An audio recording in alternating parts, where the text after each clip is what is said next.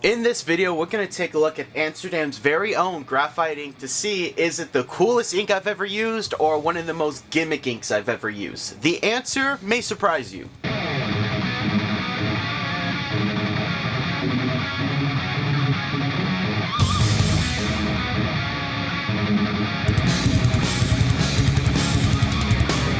What's up guys, I'm J-Rod at battlebrawlerproductions, your new channel. Welcome. We craft amazing comic book style illustrations for a variety of different mediums. I'm going to be taking a look at the Amsterdam Acrylic ink. Really excited at this graphite color because this looks absolutely amazing and beautiful, but I want to see what it looks like on the page. I want to see what it looks dry. I want to know how it flows off my dip pen and my brush. I have taken a look at Amsterdam before in the past. If you're new channel, we looked at their black, white, and their gray ink. And while they're not my favorite acrylic ink, I still think FW is the nicest acrylic ink I've used. I really do like their gray ink, and I still use this in my artwork here and there. So let's see if this is a new ink we can add to our tool belt. In case you're wondering, I paid $6.99 for this for 1 fluid ounce. Comes in a nice solid glass bottle with an eyedropper. So let's go ahead and break out our sketchbook and take a look at this ink in action.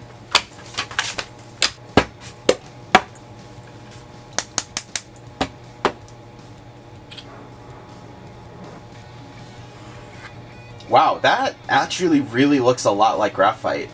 I am genuinely impressed. We started to spread out our line and it got lighter because our ink was draining off the nib. We actually get a gradient that looks really similar to what you could do with normal graphite. This is really cool. Now this is my dip pen, and specifically a Speedball 515, my favorite dip pen nib of all time. And we're also going to test our quill nib 102, which is my favorite quill nib. The actual ink itself feels really nice, has a good flow, but I am noticing the thinner the lines go, as in we really are stretching them out to put a lot of the ink out. And so when I refer to thinning, I'm not actually talking about the thickness of the line, I'm referring to like the thinning of the ink. We are getting these lighter tones. I actually really like that. Now I want to see what this is going to look like in a brush. One thing with colored ink is that they can be a little temperamental with a brush. It all depends on your technique you're using. So I'm going to go with my Kolinsky Mimic Round 3. This is one of my favorite watercolor brushes. So let's go in, and yeah, I actually really like how this looks. This really does look like graphite. That's so cool, but it's ink. It makes me think of liquid charcoal and the Art Graph's liquid graphite that they make. So I've used the actually, I'll grab it right now. This stuff right here, it makes me think of this Art Graph watercolor because this is watercolor that's colored like graphite. So let's actually compare that. So here's the Art Graph watercolor.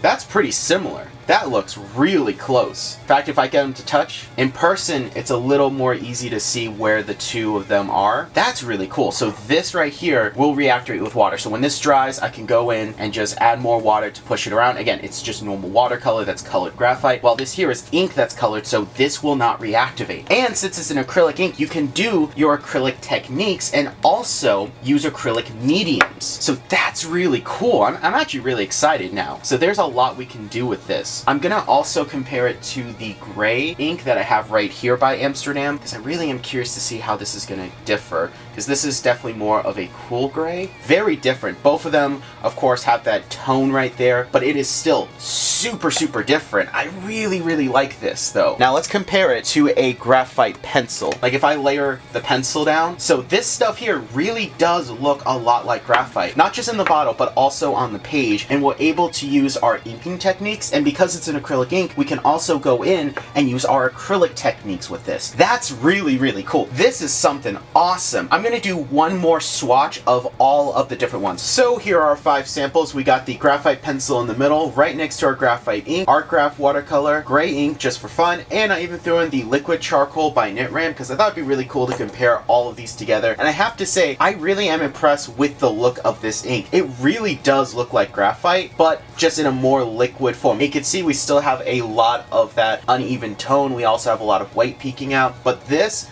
really does look like graphite, but as an ink. And I absolutely love that because that means when we go in with water, for example, with our Art Graphite, we can reactivate it for blends. If we do the same thing with our liquid charcoal, we can reactivate it, but with the ink itself, we can't. It is dry. It is 100% waterproof, which I really like. That's cool. So now we can actually use all 3 together, in my opinion, to get some really cool effects and take advantage to really create something really unique and cool. Now, for the illustration that we'll be doing today, I'm just going to be using this ink itself. I will not be using the Art Graph watercolor or the liquid charcoal, but for a future project, I would really like to explore all of them mixed together to see what we can do and how we can use these different techniques. Speaking of that illustration, we'll be drawing Wrath, the superhero here that we created for the channel, and this is an older pencil. I had planned to do this video when I lived in Virginia, but of course moving to Tampa led to a few delays, so I'm gonna be honest, the anatomy and the actual technical artwork is not my finest, but I still really like this pose, and I really do like the scene that I have. Plus, I think it'd be really cool to do this in a really cool graphite kind of urban way to really make this thing look just a little dirty and a little fun. Really excited to see what we got here. I'm gonna clean up the anatomy as I'm sketching. As always, I cannot wait to get into the inking process. This is gonna be so fun. So without further delay, let's go ahead and roll that super time lapse. Inking this piece was super fun, but definitely a challenge. For one, I don't think people realize just how difficult it is to ink straight lines or buildings with a traditional dip pen. It is very difficult. Normally when I do stuff like this, I like to use fine liners, but I was restricting myself to only using this ink because I wanted to create that graphite look, so I had to do it the hard way. And I also kind of rushed a little bit at the end because I felt like it just wasn't coming together, so I really wanted to see it closer to its final vision so I could add in the elements that would really bring to life and unify it. Now, one thing I also want to say is another challenge that came with this piece was the dated pencils. I penciled this probably like 2, maybe 3 years ago, and it's definitely not my finest work. I will be totally honest, the anatomy in here was terrible. The perspective, pretty solid. It was definitely more on the moody side than the illustration side of my art style, but I decided to just roll with it and go for something more impressionistic. I didn't focus too much on the heavy techniques, so I went with something more implied, such as the implied lighting, the textures, the solid areas, and I even kind of tried to work with the idea of the buildings blending into each other, so I really just kind of wanted to go for an overall mood than actually like fine technical drawing. With that said though, I do really like what I did, and I think the splatter, both with the graphite ink and the white Presto, really worked well to just add a lot of energy and movement to the piece, and the idea of Wrath being perched on top of a chimney, just spewing out tons of smoke, just looks really cool. I really like the feel of everything, and the ink performed really well. I like all these odd textures and everything, and while I could have taken my time really going in and smoothing it out, I just wanted to create something that had a lot of that energy and wave motion, and I feel like I got that with the ink. I was really able to go in and just create these lines, get this energy, get this flow. It's very different from what I normally do, but I really do like it, and I definitely want to explore something like this in the future. Definitely want to explore this medium more in the future, but it's one that we're going to have to plan with it, just have a little more thought put into it to really take advantage of it. Overall, I really enjoyed this entire process, and I hope you guys enjoyed the piece of artwork because it's something I am really proud of, because it's something different and I really think it looks cool. So let me know what you guys think in this grand reveal.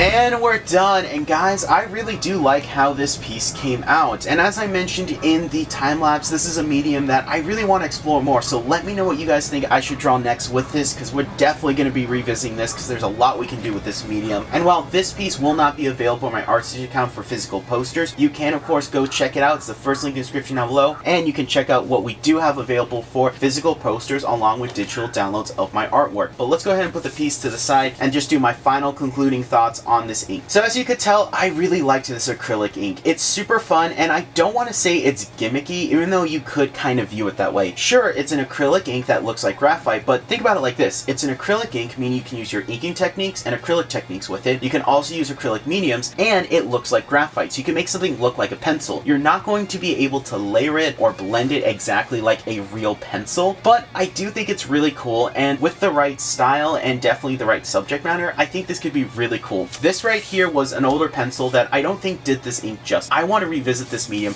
and really show what we do with it, because I am really fascinated by these liquid mediums such as liquid charcoal and liquid watercolor, and this here. I think there's a lot of value in here, and it's a really cool tool to have in your tool belt. It's going to get a solid 8 out of 10, maybe 8.5 if I'm being generous, maybe 9. I think an 8's really good for this just because of the uniqueness of it. However, that uniqueness does mean that it does have some issues and some limitations of what you can do with it. As I said, you can't just ink anything you want with this, you really have to plan it out. So I think that 8, maybe 8.5 was really good. Again, I could give it a 9 if I'm generous, but I'm going to stick with that 8 because I think this is, again, a really good ink that we're definitely going to revisit. So please let me know what you think of this ink in the comment section down below. Also, let me know what I should draw next with this, because I'm really excited to do some cool, fun stuff with this. And if you like the channel, subscribe for more art, animation-based content, like video, all that normal YouTube jazz. Remember, I'm J-Rod of BattleBrawlerproductions. I draw a power of my own soul, and thank you all so much for watching.